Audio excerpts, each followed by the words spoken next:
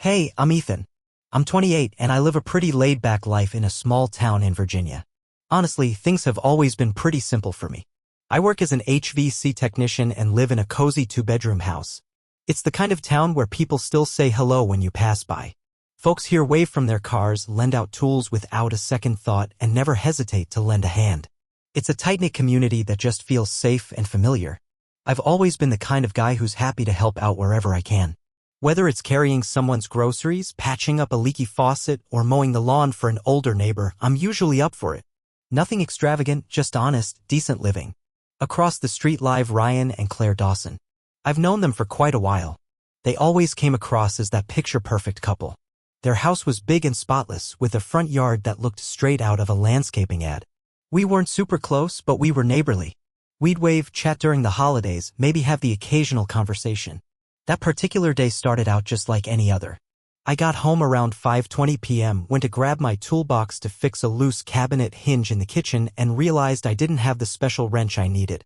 Sure, I could have waited until the weekend to finish the job, but I hate leaving things half done. So I figured I'd walk over and see if Ryan had the tool I was missing. But as I walked up their front path, something didn't feel right. The porch light was on, but the curtains were drawn tight. I rang the doorbell and waited. No answer. I had just started to turn away when the door creaked open. It was Claire. I stopped in my tracks. Her eyes were swollen and red. There were streaks of mascara down her face. Her hair was a mess, and she had on this oversized cardigan that looked like she'd just thrown it on in a rush. She looked completely broken. "Claire, are you okay?" I asked, taken aback. She tried to pull herself together, offering a weak smile that disappeared just as quickly. "Ethan? Oh, I wasn't expecting anyone," she said softly. I hesitated. Part of me still wanted to ask about the wrench, but come on, that felt completely out of place. "Sorry," I muttered. "I was just going to ask about borrowing a wrench, but it's no big deal. Are you all right?" Her eyes welled up again. "No," she said quietly. "Not really." Something in me knew I couldn't just leave her like that. She looked like she needed someone, anyone, and I happened to be there. "I mean, if you feel like talking, I can stay," I offered carefully. "But I can go if you'd rather be alone." She slowly shook her head, wiped her face, and stepped back. "You can come in," she said. I nodded and stepped inside. Their usually pristine home felt heavy, like the sadness had sunk into the walls. The lighting was dim. A box of tissues sat on the coffee table, already half used. Next to it, a wineglass half full and an open bottle. Claire gestured toward the couch. I sat down quietly, trying not to disturb the strange calm in the room. She sat across from me, hands clasped tight. "I kicked Ryan out," she blurted suddenly, breaking the silence like a snapped branch. I didn't say anything right away. My stomach dropped. I would have never guessed there was trouble between them, let alone something that serious. "I've known for years," she said, her voice laced with bitterness, "about the cheating, the lies. I just kept pushing it down.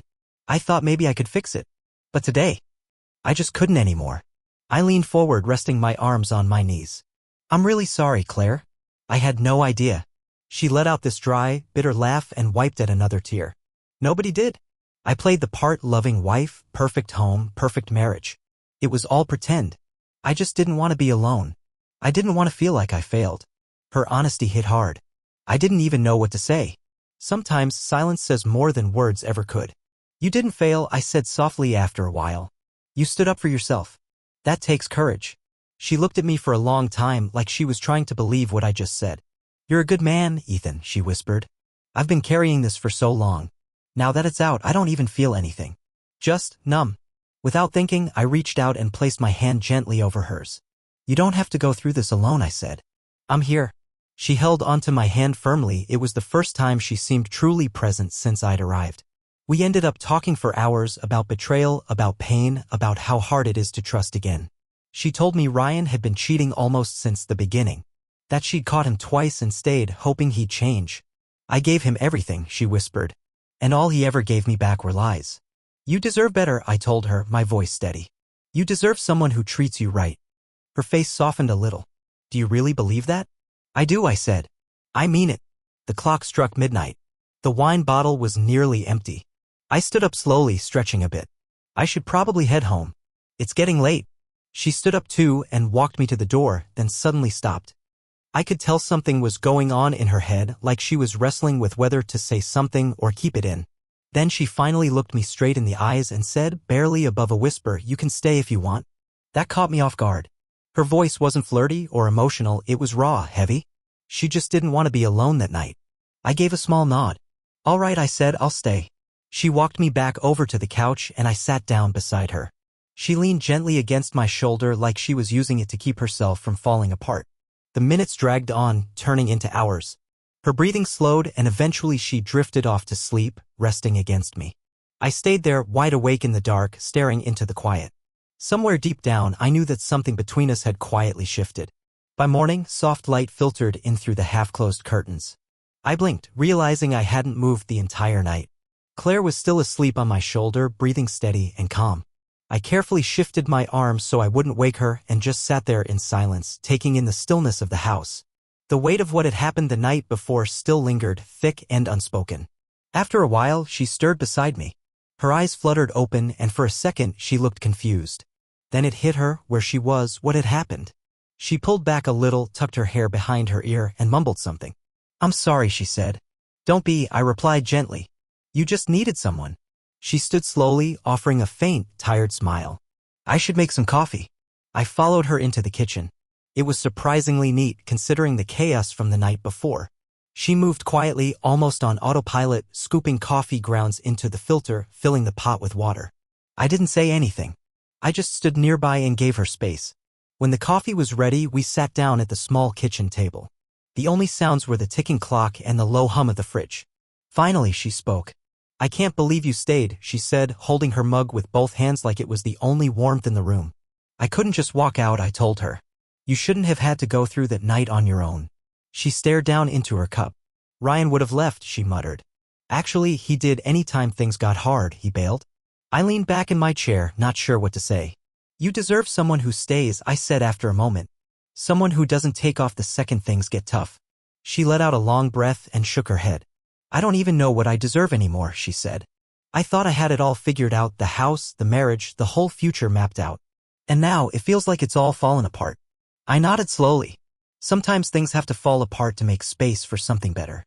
She gave a small, faraway smile. "You sound like my therapist." I chuckled. "I guess I've been through enough heartbreak to fake a little wisdom." She looked at me with surprise. "You? You always seem so together." I gave a little shrug. "I was engaged once." She called it off about 6 months before the wedding. Said she wasn't ready. I thought it would break me. But life just keeps pulling you forward even when you're not ready to move. We sat there quietly, the kind of silence where two people just get it, where no words are needed because the pain is mutual. After she finished her coffee, she looked toward the door. "Want to take a walk? I just need to get out of here for a bit." The late morning air was crisp but not unpleasant. We walked slowly down the neighborhood streets, passing by familiar houses and tidy lawns. Strangely, no one waved this time. It felt like the world somehow knew she needed space. "I forgot how good it feels just to breathe fresh air," Claire said softly, walking beside me. "I've been trapped in my own head for so long." I looked at her and noticed something different in how she moved, like a little bit of that heaviness had lifted. "You're stronger than you think," I told her. She smiled faintly, not quite convinced. "That's kind of you." As we kept walking, the conversation lightened up. We laughed about bad takeout, shared stories about vacations gone wrong, and swapped movie favorites. Slowly, she started to laugh again. At first, it was soft and unsure, like she had forgotten how. But little by little, it came back, fuller, freer, real. And I couldn't help but smile just seeing her like that. "It's really nice to hear you laugh," I said. "I didn't realize how much I missed it." "I didn't either," she replied. "It feels like it's been forever since I felt anything close to normal." By the time we reached her front steps, something had shifted in her. She still looked tired, still healing, but no longer weighed down. At the bottom of the stairs, she turned to me. "Thank you, Ethan. I don't think I've ever had someone show up for me the way you did." "You don't have to thank me," I said honestly.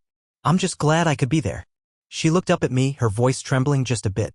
"I've been surrounded by people for years," she said. "But I've never felt this safe before."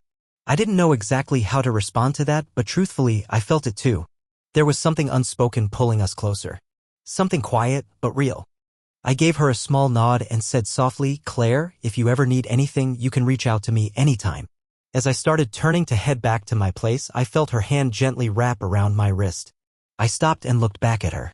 "Would you mind staying for lunch?" she asked, her voice quiet, almost unsure. "I know it's asking a lot after everything last night." I just I don't want to be alone. Her words hit me right in the chest. There was no drama in her tone, just raw honesty. Of course, I said with a warm smile. I'd love to. We ended up in the kitchen together, tossing together some sandwiches and laughing about how badly I mangled the tomatoes. By the time we sat down to eat, it felt like we'd known each other for years. The tension had faded and the conversation flowed without effort. That's when I learned a few things about her, like how she loved gardening, had a little collection of antique postcards, and how she hated mushrooms but somehow still enjoyed mushroom soup. Sunlight poured through the windows in that warm, golden way, and a peaceful thought settled in my mind. I didn't want to leave. She didn't have to say it. I could read it on her face. She didn't want me to go either. It wasn't romantic. Not yet. But there was something genuine between us. Something forming out of all the broken pieces. Eventually, I stood up to leave and she walked me to the door. Thank you again, Ethan, she whispered. You don't know how much today meant. I meant what I said, I told her. I'm here. Whenever you need me. As I made my way back home, a strange calm settled over me, one I hadn't felt in a long time. My life had always been steady, predictable, and until recently I thought that was enough. But meeting Claire, in the middle of everything she was going through, had already stirred something in me. I paused at my door and glanced back at her house. And deep down I knew this wouldn't be the last time I'd walk over there. The weeks that followed found their own rhythm, quiet and easy in a way neither of us expected. Most evenings I'd swing by after work just to check in. Sometimes I brought coffee, sometimes a small bouquet from the market down the street. At first, I didn't even understand why I kept doing it.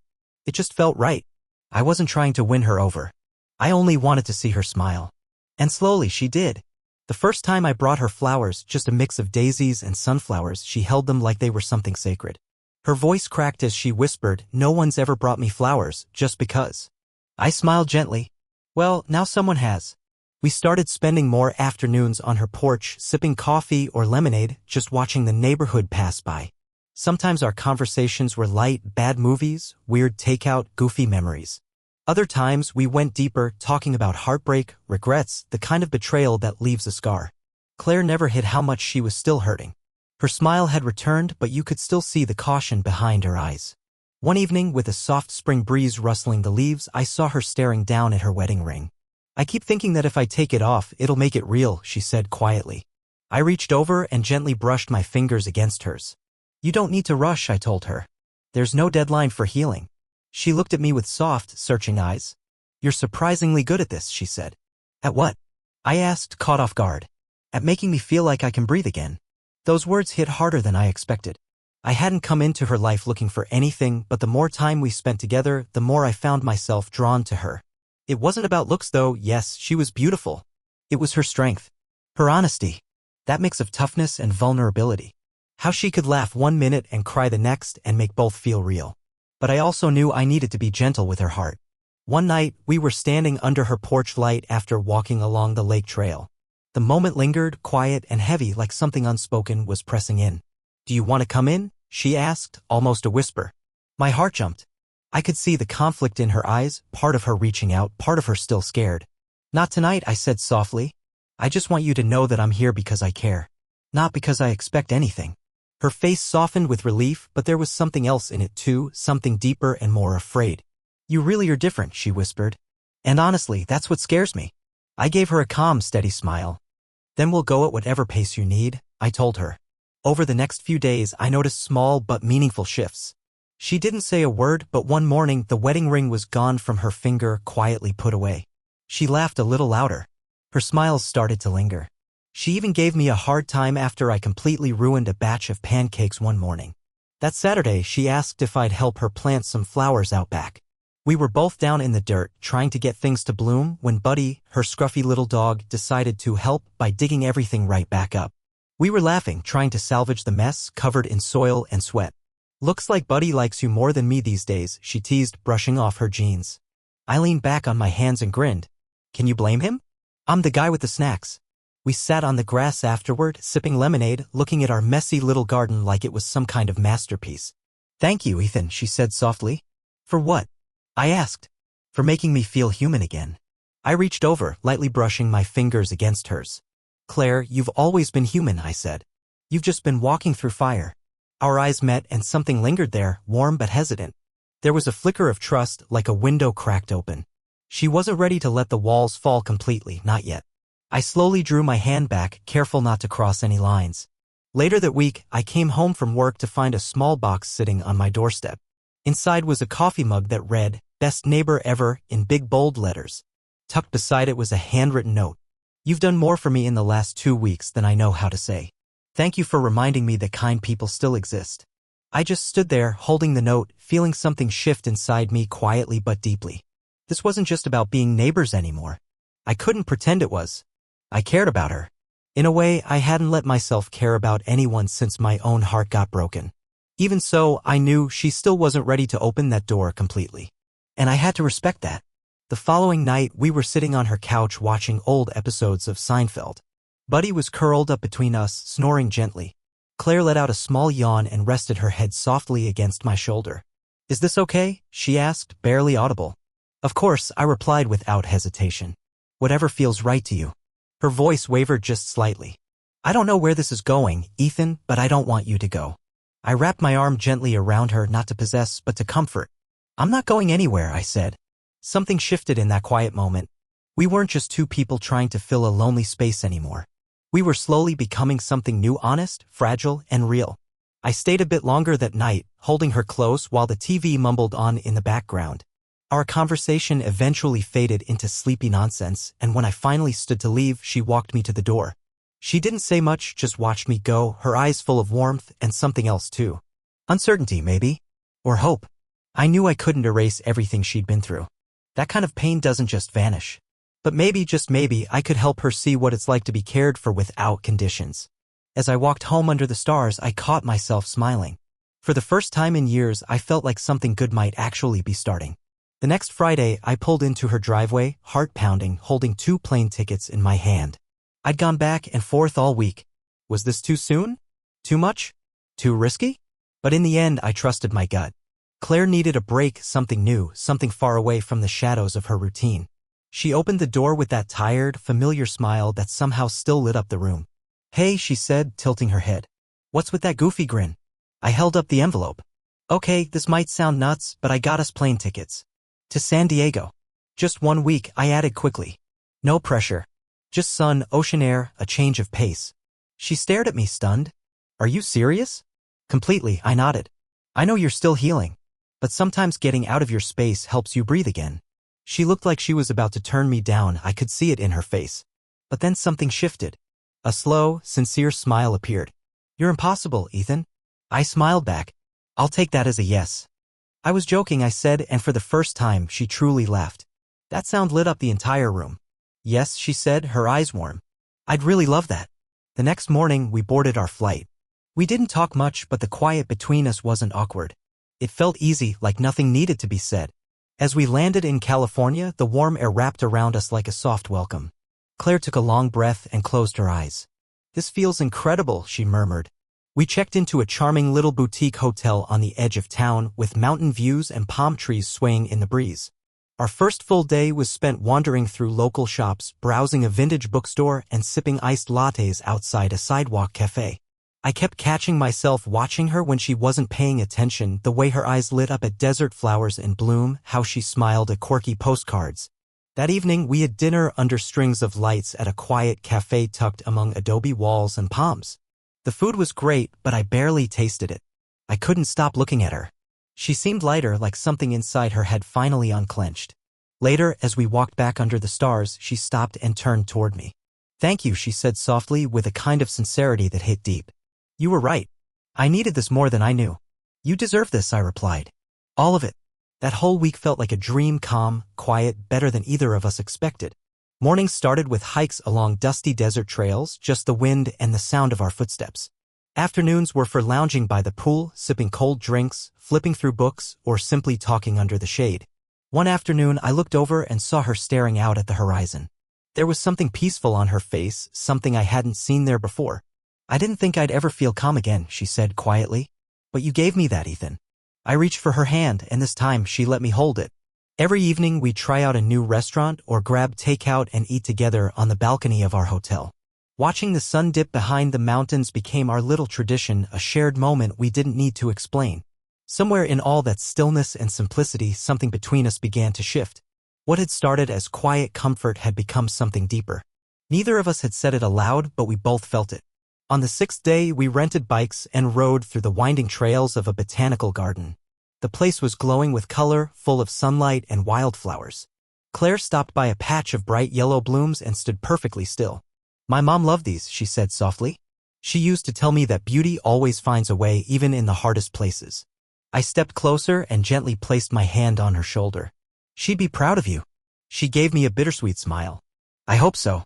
Because, Ethan, I think I finally found someone who really sees me. This is the real me, not the perfect wife, not the polished version I used to put on." Her words hit hard, right in the heart. I wanted to tell her I loved her right then, but I held it back. Not because I didn't feel it, but because it wasn't the moment. She was still healing. And I didn't want to rush something that had become so real. Before we knew it, our last night in San Diego had arrived. We decided to take a quiet walk near the edge of the resort where the desert stretched out toward the mountains. The sky was fading to soft orange and gold, casting a glow over the peaks in the distance. We walked without speaking until she stopped and turned toward me. "I've been dreading going home," she said. "But for the first time in years, I think I can do it. Because of you." I gently took her hands in mine. "You did that," I told her. "I just had the honor of walking beside you while you did." Her voice dropped to a whisper. "I'm still scared, Ethan. Scared to believe again. Scared you might leave." I ran my thumb across the back of her hand. "I'm not going anywhere." And then, for the first time, she leaned in and kissed me. It wasn't rushed. It wasn't fiery. It was steady, thoughtful, full of quiet hope. When we pulled apart, neither of us said a word. We didn't need to. Standing there under the stars, hand in hand, we both knew something had shifted for good. The next morning, we packed our bags in a peaceful silence. It wasn't sad. It wasn't heavy. It felt calm. Like we both understood this wasn't the end of something, it was the beginning. As we sat waiting at the gate, Claire rested her head on my shoulder. "Ethan," she whispered. "Yeah? Thank you for helping me find the part of myself I thought I'd lost." I kissed the top of her head gently. "It's just the beginning." As the plane lifted off, I looked out over the clouds and smiled. I knew what was coming next. And I was ready. So was she. When we landed and stepped through the small airport back home, I could already see a change in her. The heaviness she used to carry, it wasn't gone, but it was lighter. Her steps weren't rushed anymore. And they weren't guarded either. There was a calmness in her now that I'd never seen before, like she'd finally found some peace. The drive home was quiet, but it was the kind of silence that felt right. Easy. Natural. As soon as we pulled into the driveway, Buddy bolted down the hallway to greet us like we'd been gone for a year. He nearly knocked Claire over with his excitement. She dropped to her knees and wrapped her arms around him, laughing, really laughing. And in that moment, I realized just how beautiful her laugh was when it wasn't weighed down by sadness. It was light, unfiltered, and full of life. Over the following weeks, our days settled into a rhythm, simple and comforting. We still took evening walks, grabbed bad takeout, watched reruns of old sitcoms, or just lay side by side on the porch, saying nothing at all. But something had shifted. There was closeness now. A quiet sense of understanding between us. We didn't need to define it, we both knew. We didn't want to lose what we were building. One evening, as we followed our usual path around the lake, Claire reached over and slipped her hand into mine. No words. No hesitation. Just that one quiet gesture, and it said more than anything ever could. We stopped at our favorite bench by the water. The sky above us glowed with soft pinks and deep oranges, and a breeze moved gently across the lake. Claire let out a long, contented sigh, the kind that only comes when someone's finally breathing freely again. "I didn't think I'd ever feel whole," she whispered. "You were never broken," I said gently. She squeezed my hand. "You were just hurting. And healing takes time." She looked at me, her eyes filled with something deep and sincere. "You have no idea what you've done for me, Ethan. I don't even know how to thank you." "You don't have to," I told her. The truth was, I'd known what I wanted to do for a while now. I'd played it out in my mind over and over, imagining every possible moment. And standing there next to her, I realized this was it. I slowly stood up and turned to face her. She looked up at me, surprised, her expression soft and searching. I reached into my jacket and pulled out the small velvet box I'd been carrying since we got back from San Diego. Her eyes went wide the moment she saw it. "Claire," I began, my voice steady even though my heart was racing. "Neither of us saw this coming. We weren't looking for it. But what we found, it's real." I paused for a moment, locking eyes with her. "You made me believe in love again. You taught me what it means to care without keeping score. To stay even when things feel messy or uncertain." I opened the box, revealing a simple, beautiful diamond ring. "I can't picture my life without you. Will you marry me? She looked down at the ring, then back up at me, her hands trembling as they came to her mouth. Tears welled up in her eyes. I don't even know what to say, she said, her voice shaking. Then just say what you're feeling, I whispered. She shook her head, a soft laugh escaping through the tears. You completely caught me off guard. I smiled, my chest pounding. I tend to do that sometimes. Claire stepped forward, brushing the tears from her cheeks. It's been 15 years, Ethan, she said, her voice full of feeling. I spent all that time feeling like I didn't exist, giving everything I had to someone who barely noticed. I truly believed I'd never be enough for anyone ever again. Then she smiled through tears and cupped my face in her hands, warm, steady, sure. And then you walked across the street and gave me my life back. Her voice cracked as she whispered, yes, Ethan. Yes, I'll marry you. I slid the ring onto her finger as tears streamed down her face, her smile radiant and full of life. In that golden, fading light of day, she looked brighter than I'd ever seen her. We held each other tight, not wanting to let go. Her head rested on my chest, and for the first time in what felt like forever, we both felt completely safe. 6 months later, we stood beside the lake where I'd first asked her to be mine. This time, it was for a wedding. A quiet ceremony. Simple. Just close friends and family. That same bench, the one we'd shared during so many quiet conversations, now stood behind us as a symbol of how far we'd come. Buddy, our loyal golden retriever, proudly trotted down the aisle as our ring-bearer, tail wagging like he understood the whole moment. Under the soft Virginia sky, Claire and I promised our lives to each other. I vowed to love her through the good days and the hard ones, to be patient as she continued healing, and to never stop showing up for her. Tears rolled down her cheeks as she smiled back at me, glowing. Then she made her promise, her voice steady and full of heart. I promise to let you love me, to trust this is real. And to always remember you saved me when I didn't know how to save myself. When the officiant pronounced us husband and wife, I kissed her fully, deeply right there beneath that wide open sky, surrounded by everyone we loved. Our life together wasn't perfect. We had rough patches. Days when fear crept back in, when old memories resurfaced. But we never faced those moments alone again. We held each other through every storm. We traveled. We rescued another dog. And we turned our house, now our home, into a place filled with laughter, warmth, and the kind of peace that only comes after a long road. Most evenings, we'd sit on the porch with Buddy curled up at our feet, watching the light shimmer across the lake as the sun dipped low. Claire would lean her head on my shoulder and whisper, I never thought I'd have this. And I'd always say the same thing back. You deserve every bit of it. What we built wasn't from some perfect fairy tale. It came from patience, from honesty, from choosing to believe again even when it was hard. From choosing each other over and over when it would have been easier to let go. That was our story. And somehow it turned out just the way it was meant to.